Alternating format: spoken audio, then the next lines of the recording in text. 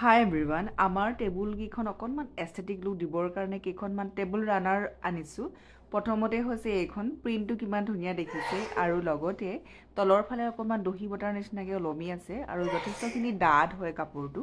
ইয়াৰ চাইজটো হৈছে 13/48 ইঞ্চ। আপোনালোকে এইখন ডাইনিং টেবুলত পাৰিব আৰু টি টেবুলত আৰু লগতে শ্ব'কেছতো পাৰিব। আৰু ছেকেণ্ডখন হৈছে এইখন অকণমান ওপৰটো মিহি হয় কিন্তু যথেষ্টখিনি ডাঙৰেই হয়।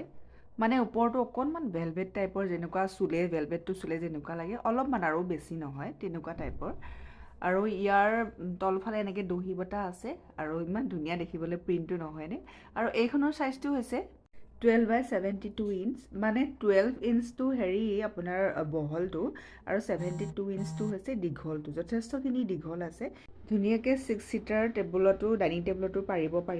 আৰু থাৰ্ডখন হৈছে এইখন অফ হোৱাইট কালাৰৰ হয় আৰু এইখন যথেষ্টখিনি ডাঠ হয় কাপোৰটো। আৰু এইখনৰো চাইজটো ছেইম হয়, 12/72। আপোনাৰ 12 ইঞ্চ, 12 ইঞ্চটো বহল আৰু 72 ইঞ্চটো দীঘল হয়, যথেষ্টখিনি